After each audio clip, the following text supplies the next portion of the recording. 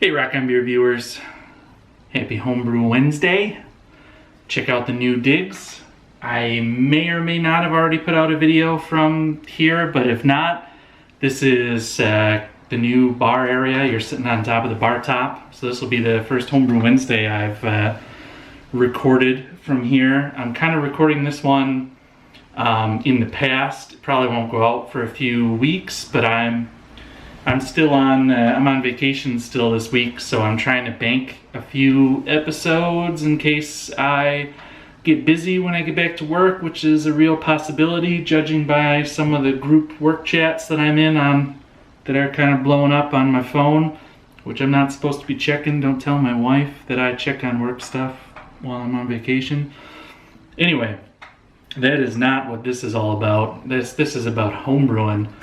And yeah, I've actually got a homebrew I'm drinking right now, and it's not even mine. This is my brother's Saison that I've been drinking on. I made a review video of it, which may have already come out, or it may come out after this. I have no idea. I have a bunch of videos that I recorded with him that I'm not sure when they'll come out, like before or after this. So, but that's a lot of inside baseball for you good folks. Let's just say that cheers and happy Homebrew Wednesday. And let's talk about the Kveik, the Kveik, as I like to call it. You know that I like the Kveik, I like the Kveik. And I'm a big fan, as almost everybody who's tried it is now. I mean, I haven't heard anybody say anything bad about it. They're like, oh no, I don't want a yeast that tastes awesome without temperature control and can turn a beer around in a couple days. How terrible. Wow. Adjusts monocle. But for a while, it's kind of been hard to get, especially in Europe. I know that people are like trading it, like black market trading it, like dried in little baggies, like, you know, you gotta stick your knife blade in there and yeah, that's good stuff. I didn't get in on any of that. I ordered mine from Yeast Banks, and I've gotten the. So I've only ever brewed with the Voss strain, and I actually have 2 beers on tap right now with the Voss strain. Hopefully there's reviews. My brother and I did reviews of those. Hopefully those are up. So I'll refer you to some kind of link maybe here. But I've been trying to get hold of some other strains. I really wanted to try the Horndal, which is what's really blowing up. Some people are making like crazy good beer with that. That's like, so Voss has got that really orange flavor, like crazy orange flavor, and that came out in like both of my beers. And I really like that. I've still got some Voss. I've got a vial of Voss left, and I've got a capture in a jar left. So I got a couple more brews on the Voss. But I wanted to try some of the other ones. And then I was ordering some keg parts from Malt Miller in the UK. If you don't know Malt Miller, they are a big homebrew supply shop. They have a physical location. I've never been, obviously, because I don't live in the UK. But I order a lot from them. They're my stainless steel pusher. I actually get a lot of malt from them. Used to get a lot of hops from them. But I've been a customer for years. I really like them. They've got a really great delivery to Denmark, really cheap quality stuff. But they put out a newsletter just before I was about to buy stuff from them, and it was about a new yeast company, or a new company that they were getting yeasts for, and it had a code that you could get one of their yeasts for free. And actually, I bought 3, and I got all 3 of them for free. I only realized that afterwards. So if you're watching Malt Miller, I got all 3 of these for free. So you're kind of giving away the farm there, but I promise that I will make it up to you in the next round of Brewtech buys that I'll inevitably be doing. So anyway, without further ado, this is what I got. And it is from the Wicklow Hops Company Ltd. Their logo is WHC. Never heard of them before. I tried to look them up online, and they've got like a Twitter, and then they don't have like a website. They've got Twitter, and I can see here they've got Instagram and Facebook. I didn't find those, but that's all I could find on them and I haven't found anybody talking about them or reviewing them. But they came out that same day I was ordering, and they had a bunch of different strains of Kveik. And so I decided to just order them. Like, I ordered 3. Those were the 3 they had in stock. Some were awaiting stock. So I think they had like 6 or 7 different strains, like independent strains. The only thing is they didn't have the names, like the namey name. There are the family names from the strains from Norway that they have that kind of identifies them, like Voss and Horndal. These have some interesting names. This one that I'm holding, let me see if I can get the camera to focus on it. Fucus. There we go. So this is come on camera, work with me. Yeah. So this is the Lagartha Kveik. I've never heard of this strain before. Apparently, according to the blurb on the webpage, it's a more clean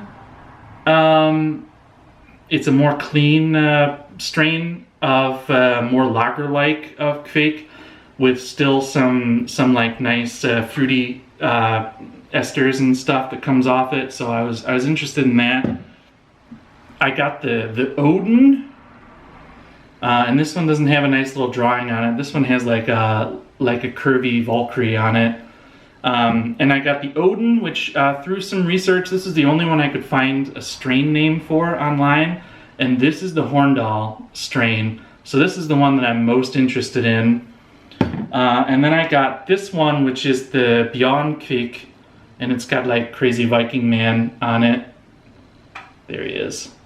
And this I couldn't find anything on, but this, they say this will throw out like a riot of like stone fruit, and then also some bready characteristics and a little bit of sourness. So this will actually produce a bit of tartness, which I am very interested in.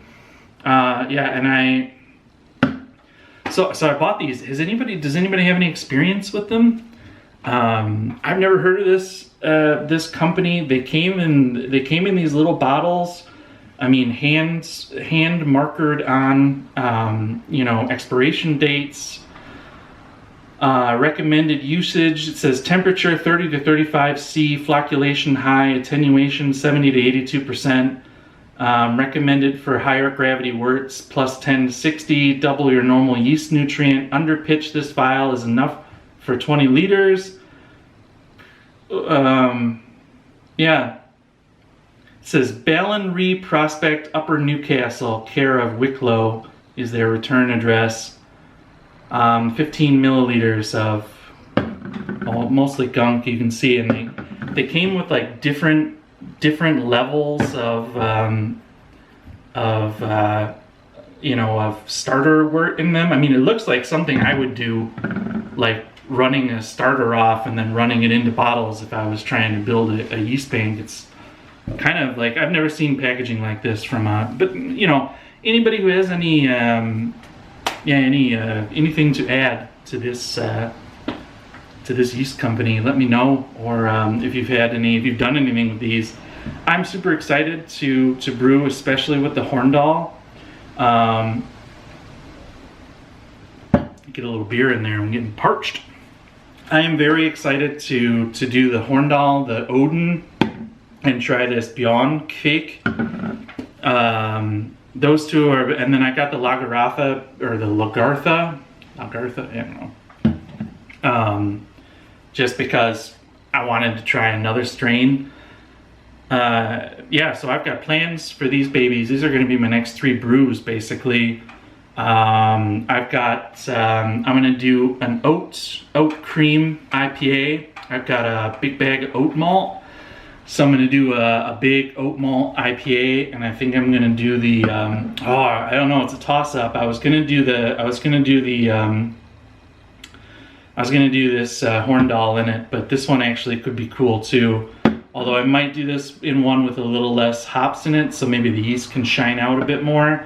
And this, the Horndal is supposed to give a lot of tropical fruit, and I wanna blow that oat IPA out with like kind of tropically hop flavors. And then yeah, I don't really have any plans for this, but I'm actually kind of thinking of doing a yeah, I don't know, like a mock lager, like maybe a Kolsch, not, you know, but with this yeast, like, but like a Kolsch grain bill. I don't know. Suggestions for beers are appreciated. The oat cream IPA is coming no matter what, but I'm open to suggestions for some of the other ones. I've done a pale ale, which was wicked good.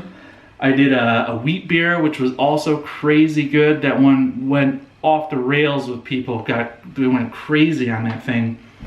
I'm open to anything really, but yeah, any information you guys have about this, or head over to Malt Miller and pick them up. They're pretty cheap too. I think they were like 6-ish pounds, 6 to 7 pounds for each pitch, which is pretty cheap compared to, like, I think Omega is like 8 pounds, and Imperial is almost 10, like between 8 and 10 pounds, or maybe even 11. I can't remember. But so these were relatively cheap. They had a line of all kinds of other yeasts too, like they had like a lot of different IPA yeasts, and but a lot of different yeasts. I mean, I can't recommend them because I haven't brewed with them yet, but check it out. It's pretty cool. Check out the Malt Miller. I gotta pay back my my 3 free yeasts with a little advertising here. I trust the heck out of them for getting them. They were cold still, even though Europe is going through a crazy heat wave. They came in with a cold pack in them, which is A1. They were well wrapped up and kept cool, kind of in the middle of the package too. So stoked on that. Good job on that. And yeah, not much more to say. Hopefully the next Homebrew Wednesday I'll be me brewing with one of these, or maybe I'll do grain to glass. I don't know. But cheers, guys. I've taken up 13 whole minutes of your time, and yeah, that'll be it for me. I'm gonna enjoy the rest of this saison and think about what to brew with these babies. Gotta get these babies back in the fridge. It's like 30 degrees out here. I'm afraid that they're gonna blow these bottles up.